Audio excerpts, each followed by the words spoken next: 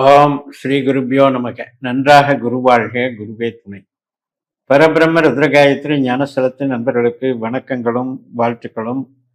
இந்த பதிவு சிறப்பு பதிவு. கேதுவனுடைய கோச்சார பலன்களை ரிஷப லக்னத்திற்கு சொல்லலாம். இப்ப 4ஆம் இடத்துல சிம்ம ராசியில கேது இருக்காரு. நம்முடைய ரிஷபத்துக்கு அது 4ஆம் இடத்தை குறிக்கிற இடமாக இருந்தாலும் இதுவரைக்கும் பூரம் என்கின்ற சுக்கிரனுடைய நட்சத்திரத்தில் பயணித்த கேது இப்போது 20ஆம் தேதியிலிருந்து, அதாவது ஏப்ரல் 20லிருந்து நவம்பர் 25 வரை கிட்டத்தட்ட 7 மாதங்கள் தன்னுடைய சொந்த நட்சத்திரமான மகம் நட்சத்திரத்தில் பிரவேசிக்கிறார். இப்ப இதுக்கு என்ன வித்தியாசமான பலன்கள் இருக்கும் அல்லவா, அதைத்தான் நம்ம இந்த பதிவில் பார்க்க போறோம்.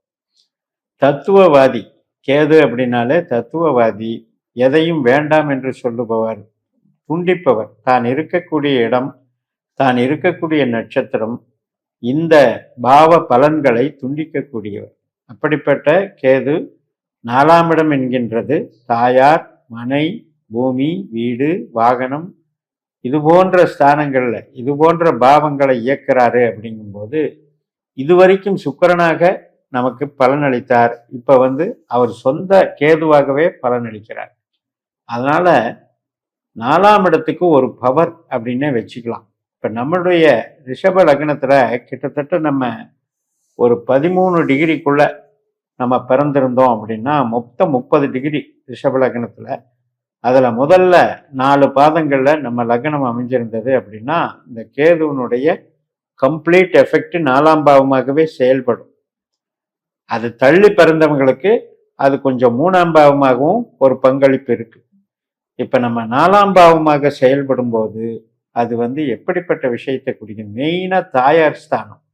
அப்ப அந்த இடத்துல கேது ஒரு சுயபலம் பெறும்போது, சுயசாரம் பெறும்போது சிறிது அதுக்கு தொந்தரவு கொடுக்கத்தான் செய்யும் 4ஆம் இடத்துல. இப்ப நம்ம ஜென்ரலா என்ன சொல்றோம் அப்படின்னா, 4ஆம் இடங்கிற வீடை கூட கேது அது தன்னுடைய பாணியில தான் நமக்கு அமைச்சு கொடுக்கும். ஒரு எல் ஷேப்ல இருக்கிற வீடு, அல்லது ஒரு தெருத்தாக்கம் இருக்கிற வீடு, ஒரு மாதிரி ஒரு வால் பகுதி மாதிரி இழுத்துட்டு இருக்கிற வீடு. ஸோ இது மாதிரி ஒரு ப்ரொஜெக்ஷன் நம்ம வீட்டில் ஒரு ஸ்கொயராவோ ரெக்டாங்கிளாவோ இல்லாமல் ஒரு ப்ரொஜெக்ஷனை ஏற்படுத்தக்கூடிய அமைப்புன்னு கூட 4ஆம் இடத்துக்கு சொல்லலாம்.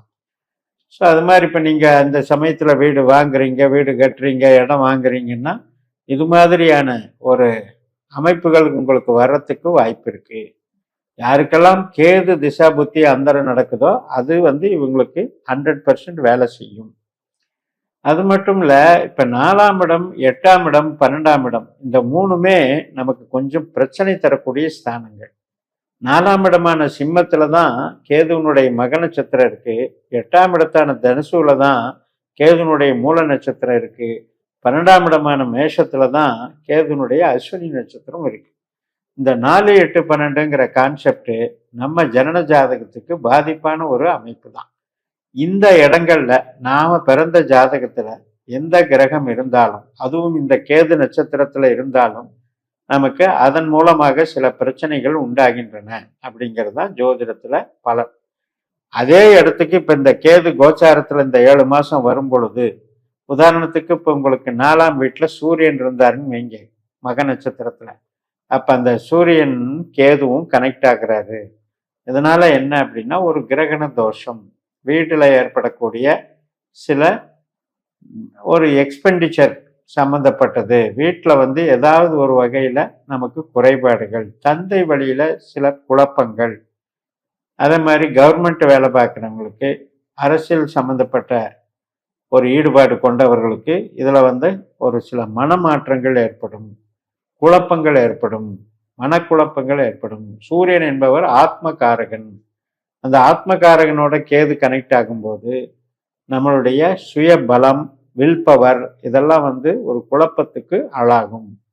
இதே நமக்கு செவ்வாய் அந்த இடத்துல இருந்தாருன்னு வைங்க, ஈவன் மகத்துல இருந்தாலும் சரி, மூலத்துல இருந்தாலும் சரி, அஸ்வினியில இருந்தாலும் சரி, இந்த செவ்வாய் கிரகம் உங்க ஜாதத்துல இருந்தது அப்படின்னா பூமி சம்பந்தப்பட்ட விஷயத்திலையும், சகோதரங்கள் உடன்பிறப்புகள் சம்பந்தப்பட்ட விஷயத்திலையும், அடிக்கடி உணர்ச்சி வசப்படுறதுலையும், கணவன் மனைவி உறவுலையோ அல்லது பெற்றோர்கள் வகையிலையோ வாக்குவாதம் பண்றதுலையும், நமக்கு பிரச்சனைகள் உண்டாகும். ஈவன் கஸ்டமர்கிட்ட கூட ஒரு பார்ட்னரா அமைச்சுக்கிட்டோம்னா கூட அதுல கூட பிரச்சனைகள் உண்டாகும்.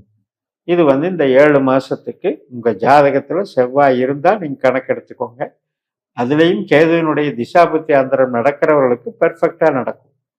இப்ப அதே இடத்துல சுக்கிரன் இருந்தாருன்னு வைங்க, 4, 8, 12 சுக்கிரன் இருந்தாரு அப்படின்னா அதுல உங்களுக்கு கஷ்டப்படுறது, நம்மளை நாமளே வருத்திக்கிறது. அதிகமா நான் டெடிகேட்டடா வேலை செய்யறேன், ஆனா எனக்கு ஒன்றும் பெனிஃபிட் இல்லை அப்படின்னு நினைக்கிற அளவுக்கு அதை உண்டாக்குறது. இந்த சுக்கிரன் கேது காம்பினேஷன் அதிகமாக நமக்கு ஆடம்பரத்தை நோக்கி பயணித்து ஒரு பெனிஃபிட்ஸுக்காக நம்ம இயங்கி அதுல குழப்பத்தை உண்டாக்குறது. இப்ப ஒரு ஹை பட்ஜெட் கார் வாங்குறது, ஹை பட்ஜெட் வீடு கட்டுறது, இது மாதிரியெல்லாம் போகும்போது அதுல சில பிரச்சனைகளை உண்டாக்குறது. அதனால கொடுத்து கெடுப்பான்னு சொல்றது தான் இந்த கேது ஆசை காட்டி மோசம் பண்றது. இப்ப அதே இடத்துல குரு இருந்தது அப்படின்னு வைங்க, இந்த குரு நமக்கு 4, 8, 12 இருந்து இந்த கேது சேர்க்கும் பொழுது மெயினா வியாபாரம், அதே மாதிரி ஒரு அந்தஸ்து கௌரவம், நமக்கு வேலை செய்யற இடத்துலையோ நம்ம தொழில் செய்யற இடத்துலையோ அதன் மூலமாக நமக்கு ஒரு ஸ்ட்ரெஸ்ஸை கொடுக்கறது, ஒரு அவமரியாதை பண்றது, ஒரு கௌரவத்தை குறைக்கிறது, நம்மளுடைய குழந்தைகள் சம்பந்தப்பட்ட இதுல கொஞ்சம் நெகட்டிவ் எனர்ஜியை கொடுக்கறது, குழந்தைகள்னால ஒரு அவப்பெயர், குழந்தைகள்னால நமக்கு டென்ஷன், இதையெல்லாம் உண்டாக்குறது, இப்படி எடுத்துக்கணும். ஸோ இது ஒரு கிரகம் நம்ம ஜனன ஜாதகத்துல இருக்கும்போது ஒரு லிங்க் இப்படி பார்க்கலாம். மொத்தமா இந்த 7 மாசத்துல நமக்கு எப்படி என்னதாங்க பண்ணும் அப்படின்னு கேட்டா, பணத்துக்கோ தொழிலுக்கோ உத்தியோகத்துக்கோ பிரச்சனை பண்ணாதுங்க. அதுல தெளிவா இருக்கலாம். ஆனாலும் கூட ஒரு அதிருப்தியான மனநிலை. இந்த கேது 4ஆம் இடம் என்பது என்னன்னா, நம்முடைய எண்ணங்களை ஒரு வேவரிங் மைண்ட் கொடுத்துக்கிட்டே இருக்கும், ஒரு குழப்பத்தை உண்டாக்கிட்டே இருக்கும். பட் பொருளாதாரத்தை கெடுக்காது. உங்களுக்கு 4ஆம் இடம், 8ஆம் இடம், 12ஆம் இடம் என்பது தொழிலை கெடுக்கிறதுக்கு வாய்ப்பு கிடையாது. ஆனா அதே நேரத்துல ஒரு அதிருப்தியான மனநிலை. அது மட்டும் இல்ல, இப்ப குழந்தை உறவுக்கு மைனஸா இருக்கு.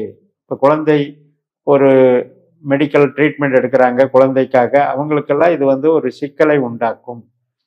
அது மட்டும் இல்ல, சொந்த பந்தங்களுக்குள்ள தேவையில்லாத ஒரு வதந்தி பேசுறது, புரளி பேசுறதுன்னு சொல்றாங்க இல்லையா, இதன் மூலம் வரக்கூடிய கலகங்கள் அதுவும் உண்டாகும், பார்த்துக்கணும். வாகனங்கள்ல கொஞ்சம் கவனமா இருக்கணும். அதிகப்படியான செலவுகள் உண்டாகும். ஹெல்த் இஷ்யூஸ்ல கெமிக்கல், அதாவது ரசாயன மாற்றங்கள் உடம்புல ஏற்படுறது, ஒரு அல்சரு, அசிடிட்டி, குடல் சம்பந்தப்பட்ட உபாதைகள், இதுல எல்லாம் கவனமா இருக்கணும். இப்படி இந்த 7 மாதம், அதாவது இந்த ஏப்ரல் 20 நவம்பர் 25 வரைக்கும் இந்த 7 மாதத்துல கேது தன்னுடைய சொந்த நட்சத்திரமாக பலம் பெறும் பொழுது மக நட்சத்திரத்துல நமக்கு பண ஆதாயத்தை கண்டிப்பா கொடுப்பார், கொடுக்காம போக மாட்டாரு. பட் எப்பவுமே நான் சொல்ற மாதிரி ரிஷபத்துக்கு 4, 8, 12 நெகட்டிவ் பாவம் என்பதனால அவங்கவங்க ஜாதகப்படி திசாபுத்தி அந்தரத்துல கேது வந்தால் கவனமாக இருக்க வேண்டும் என்று சொல்லி நிறைவு செய்கிறேன். இந்த சேனலை சப்ஸ்கிரைப் பண்ணி ஷேர் பண்ணுங்க. உங்க தனிப்பட்ட ஜாதக பலாபலன்களை என்னுடைய வாட்ஸ்அப் நம்பர்ல தொடர்பு கொண்டு பலன் பெறுங்கள். உங்களிடமிருந்து விடை பெறுகிறேன். உங்கள் JMS. நன்றி, வணக்கம்.